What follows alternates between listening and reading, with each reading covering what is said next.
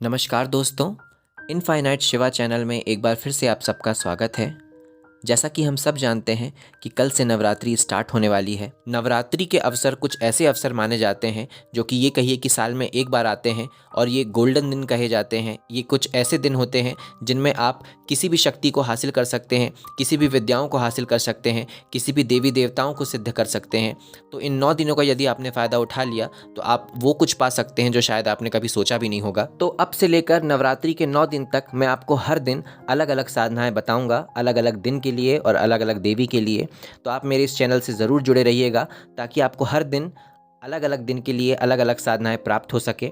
और साथ ही शिवयोग की जो महत्वपूर्ण साधनाएं हैं तो वो साधनाएं भी मैं आपको बताऊंगा। तो आप कोशिश कीजिएगा कि जो मैं आपको 9 दिन में अलग अलग साधनाएं बता रहा हूं आप वो भी कर सकें, और अभी जो शिवयोग की साधना बताने वाला हूं आप उसको भी कर सकें।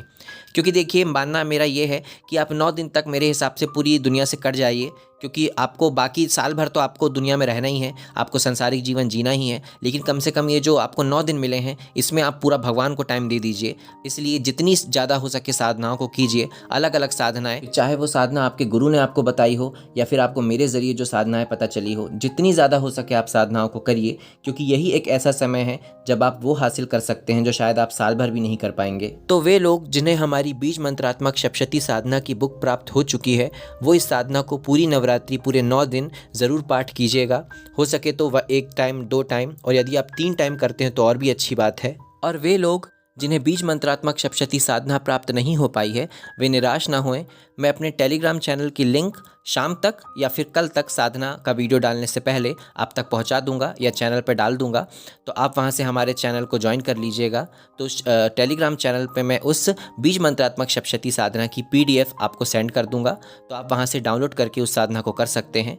भले ही बुक आपको बाद में प्राप्त हो जाएगी, परंतु ये नवरात्रि के टाइम को आप वेस्ट मत जाने दीजिएगा। तो आप PDF देखकर ही उस साधना को कर सकते हैं। साथ ही मैं अवधूत बाबा शिवानंद जी की जो साधना को करवाते हुए जो रिकॉर्डिंग है वो भी वहाँ पे डाल दूंगा। तो आप बाबा जी के पीछे पीछे उन मंत्रों को बोलकर साधनाओं को बहुत आसानी से कर सकते हैं। साथ ही अभी जो मैं आपको साधना बताने वाला हूँ उसका वीडियो भी मैं आपको टेलीग्राम पर डाल दूंगा। तो आप उस वीडियो के पीछे पीछे उन मंत्रों को बोलकर उस साधना को कर सकते हैं। तो अब मैं आपको शिवयोग की साधना के बारे में बताने जा रहा हूं, तो कृपया वीडियो को पूरा देखिएगा ताकि आपको सही जानकारी प्राप्त हो सके। तो शिवयोग की इस साधना का नाम है महामृत्युंजय गायत्री मंत्र साधना।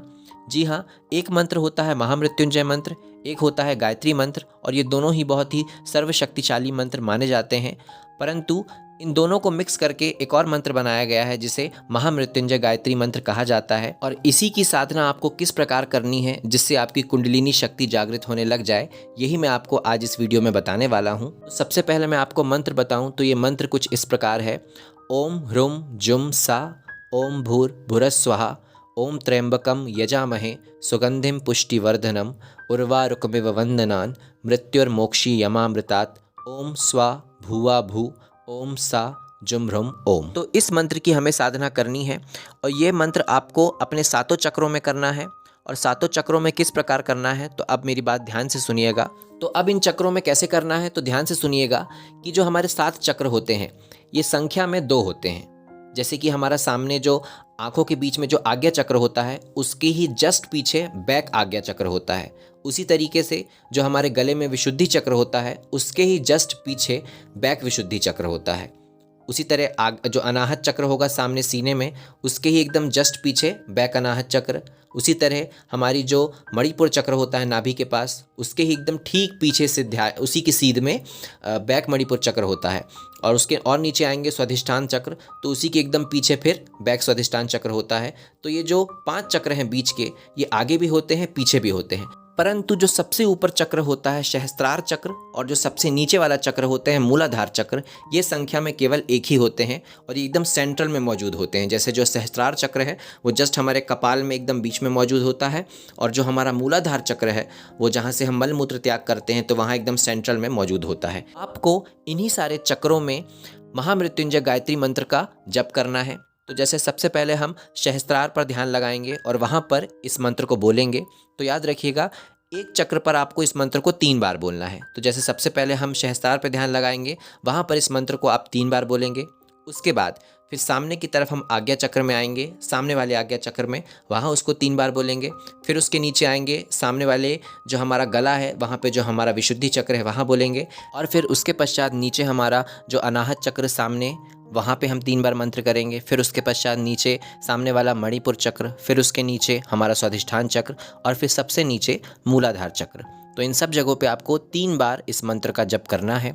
और फिर उसके पश्चात हम पीछे की तरफ से ऊपर बढ़ेंगे। तो सबसे पहला नीचे की तरफ से पहला चक्र आएगा हमारा बैक स्वाधिष्ठान चक्र, फिर उसके ऊपर जाएंगे तो फिर बैक मणिपुर चक्र, फिर उसके ऊपर जाएंगे तो हमारा बैक अनाहत चक्र, फिर उसके ऊपर हमारा बैक विशुद्धि और फिर उसके ऊपर हमारा बैक आज्ञा चक्र आएगा। और फिर उसके ऊपर जाकर हम वापस से हमारे सहस्त्रार चक्र पर आ जाएंगे और वहाँ पर 3 बार इस मंत्र को बोलेंगे। तो इस प्रकार जब भी आप अपने आगे पीछे सारे चक्रों पर ध्यान लगाएंगे एक एक करके, तो आपको उन सभी चक्रों पर 3 बार इस मंत्र को बोलना है।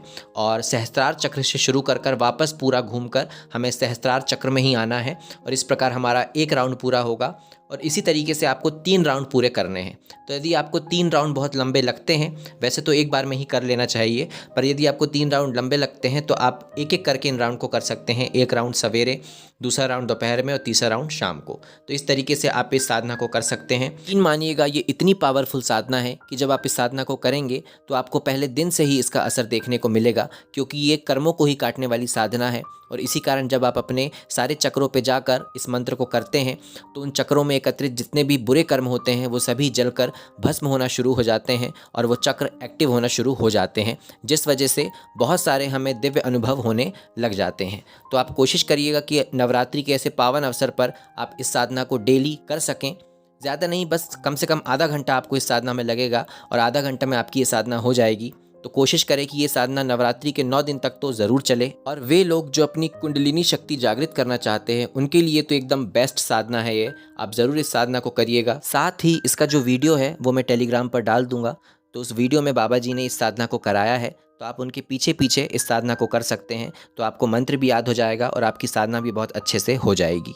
तो अगर आपको हमारी ये जानकारी अच्छी लगी हो तो हमारी वीडियो को लाइक और चैनल को सब्सक्राइब ज़रूर करें। नमः शिवाय।